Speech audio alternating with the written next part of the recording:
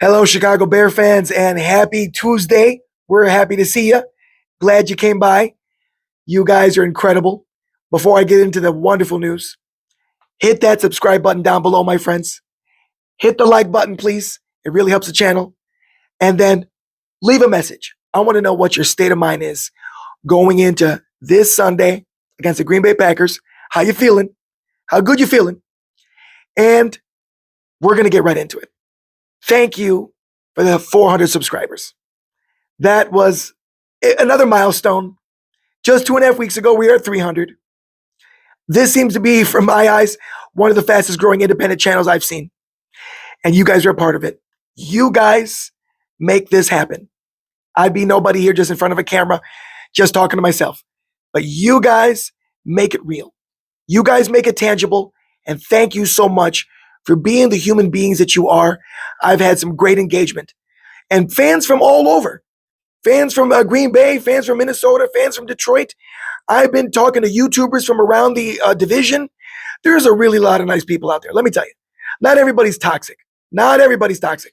There's some really good dudes out there, and there's some really great YouTubers that are giving the Chicago Bears the respect that we deserve, especially real football fans from Philly, not couch potato analysts, real football fans from Detroit who know football. They understand that we're the real deal. Real and these Green Bay, very educated people up there in Green Bay. You'd be surprised how much respect Green Bay actually does give us. You'd be surprised. A lot of good people up there, huh? A lot of good people subscribe to this channel from Green Bay and Minnesota to understand the past and to understand where we're at right now. Sometimes you got to look backwards. So we're going to start off with that wonderful game of the NFC Conference Championship with the Commanders and the Philadelphia Eagles. And the Eagles beat the pants off of them, 55-23. Now we walk over to the Super Bowl. After the halftime, did anyone have a doubt that the Eagles were going to walk out with this ring? They took care of business 40-22. It was just, Mahomes knew. He's like, we are going to lose this game. Last year, they were unstoppable. Okay, good team. Now we get to the preseason, right? Yada, yada. We'll start off, we face the Cowboys. The Philly faced the Cowboys. They beat them. They beat the Chiefs. They beat the Eagles and beat the Buccaneers. All teams that are currently in the lead, these teams that I'm mentioning right now, including the Eagles, for the NFC playoff spot. They're all good teams. All teams that are all in the hunt, pretty much locked in. Now we drop a team to the Denver Broncos, who are 10-2. You're going to lose to good teams now and then. Are you kidding me? Denver Broncos is a good team. You best believe. Don't doubt them. They are a secret. They are. If people think that they're a fraud, they are the real deal. Let me tell you. I'd be nervous if it was Broncos. Oh boy, I'm not going to say it out loud. They lose this fluke game to the Giants. Okay, fluke game. Come back and beat the Vikings. Come back and beat the pants off the Giants, 38-20. Then they beat the Packers. Packers couldn't score a touchdown the entire game.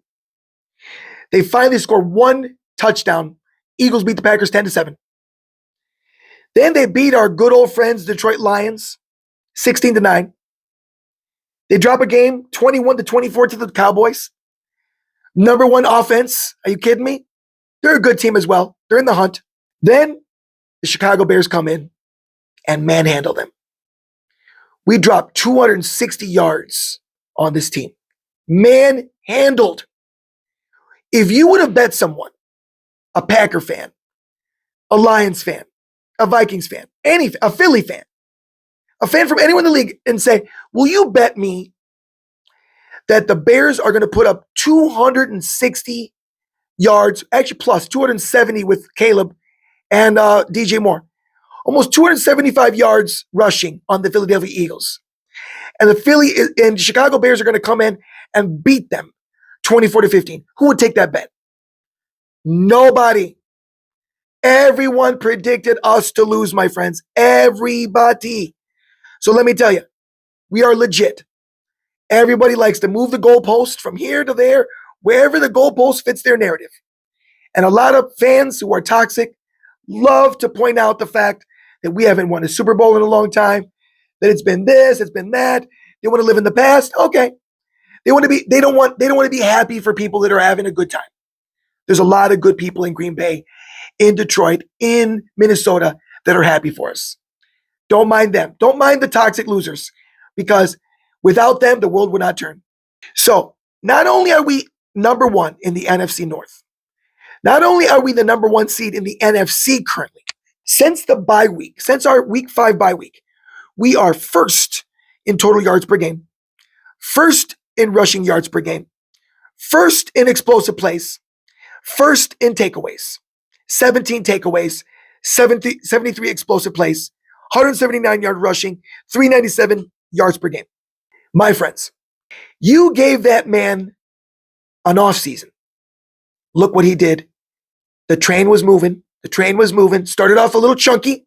Started off a little clunky. Then the win streak, 4-0. We drop one. Caleb right now is inconsistent in the pocket. He's inconsistent as a quarterback. We lose that game. That was on our offense. We weren't keeping up, and our defense fell flat. And because the defense fell flat, they really did, and they allowed a backup quarterback to take advantage of them. Then Dennis Allen took the defense into his office and just turned this team around. I mean, the defense on this team, we are one pass rusher away from being elite. Elite. Ben Johnson was quoted as saying, "We're winning in spite of our passing game, not because of it." And none of us are pleased with that. Ben Johnson's not pleased with that. And you better believe Caleb Williams not pleased with that. You can see it all over his face. After the win, he jumps up, through the tunnel. He's excited, but he's not happy with his play. And whether you're a fan of Caleb Williams or if you're not a fan, either way, under Ben Johnson, my friends, the future is so bright. It doesn't matter who's under center. I still believe Caleb. I prefer for Caleb just to get it together and Ben Johnson and him stay together for 10 years. Believe it. Because if they stay together and they write it all out, we may have to have patience. But a lot of us believe, I'm starting to believe. And you know why? I want to say why. I'm going to give a shout out to my kids. My kids are very intelligent. And they've kind of set me straight. I said, "Dad, you can't be so pessimistic with our quarterback." And I owe it to my kids. My kids, I love them so much. You know that? And they're my inspiration in everything that I do. Everything. And my kids set me straight. I have to have patience. We all have to have patience. But I see the problems. He knows. Caleb knows that there's work to be done. But everyone knows. The team knows. But that's a good thing. That's a good thing. Self-aware. Self-aware is a great thing, my friends. In life, on the field and off the field. Self-aware. Be aware of who you are at all times. You guys are freaking amazing. Much love to you all. You guys have a wonderful Tuesday, and we'll catch you in the week. Thank you for the subs. Hit the subscribe button, drop a like, leave a message. How are you feeling? What's your state of mind? What's your state of mind? I want to know. You guys have a wonderful day. God bless. And you already bear down.